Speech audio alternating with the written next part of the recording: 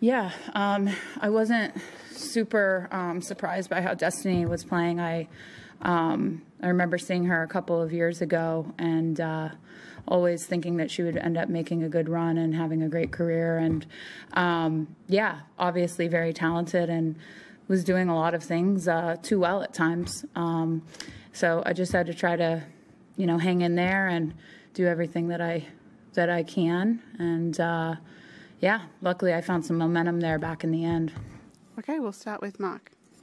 Danielle, obviously we're going to ask you about the interaction at the end with the crowd. How did you find the crowd during the match, and tell us about the reaction at the end? I loved it. I've been doing this my whole life, and I love playing in a crowd that has energy, regardless of what side they're on. And I'm somebody too, like, you know, it kind of just like motivates me even more. So it's kind of a good thing, especially when I'm not playing that well.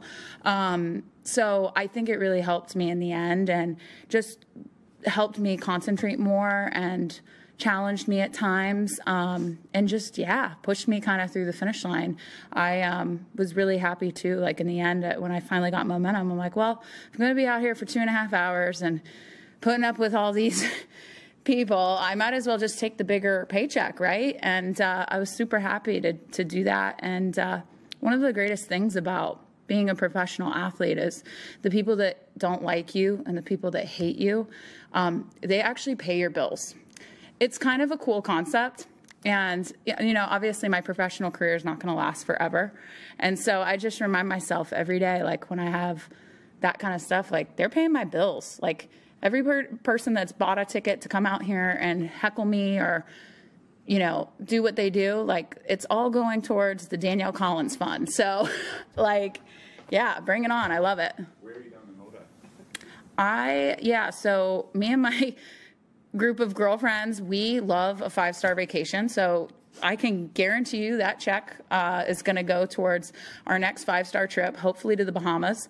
We like boats. We like big boats. We like yachts. So, yeah, we'll post about it and let you guys know how it goes. Okay, Dan. Yeah, you? Did you have a question? Why do you think the crowd turned against you to that extent in that match?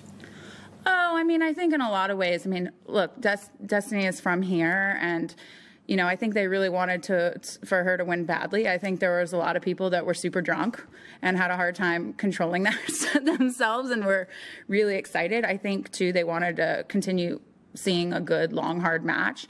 But, yeah, I mean, look, like I'm from a different country and here competing against someone that's from here. And ultimately, it was a pretty cool environment, I thought. I mean, even though it was pretty rowdy, like, this girl loves it, so. Over there. Yep. Yep. Does it phase you at all? I guess sort of being maybe even the pantomime villain going forward, like when you play Madison the next match, if a few of these guys remember it, it seems like it doesn't bother you. Does it spur you on? Yeah, I mean, all I have to say is, like, good luck, like, pissing somebody off or getting under the skin of somebody that literally doesn't give a, can I say it? Don't say it. I mean, seriously, like, good luck trying to get under the skin of somebody that really doesn't care. Okay, Mark? Can I ask you about the timing of the medical timeout with your foot? Yeah. It didn't seem to be an issue in the final set. People on the outside might look at it and go, the timing was to try to put Destanee off. Can you talk us through it? What the issue was there? Yeah, I mean, of course they're going to say that. I mean, it was very obvious. I was struggling with getting my legs on my serve. I was missing a lot of serves, and I was having to compensate quite a bit because every time I put my foot in flexion, I was kind of doing this weird thing with my back leg, and I was missing a lot of serves because of it, honestly. And I was also having a hard time kind of pushing out of the corners, and it kind of got to the point that I needed to try to have some aid with it and get some anti-inflammatories. It flared up during Adelaide.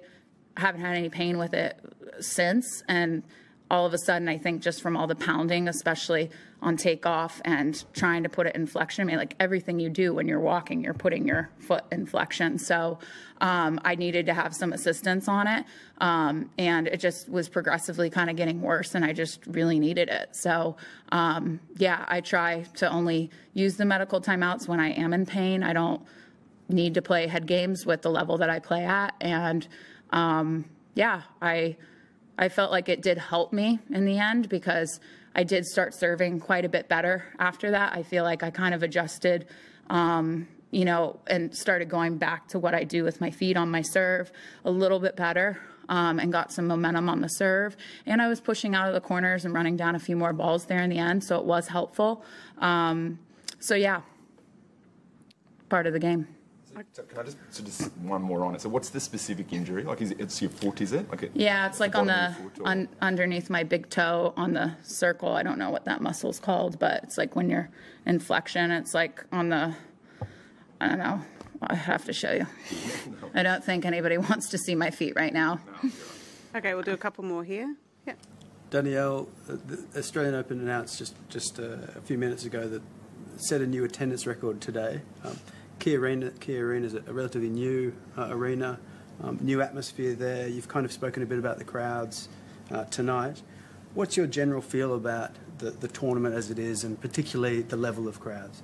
Yeah, I mean, I feel like you could definitely see today, just looking around the grounds, that there were a lot of people here, more tennis fans coming out to support. And, you know, I mean, I think Australia specifically has a huge tennis fan base, and we see a lot of crowds each year, but I definitely noticed today, just observing, you know, from the dining area of everybody walking around, it seems like there were more people than ever before. So yeah, it's super great for the sport. Obviously, this is so important for all of us, and is a big part of why we're able to get to be, you know, professional tennis players and do this for a living.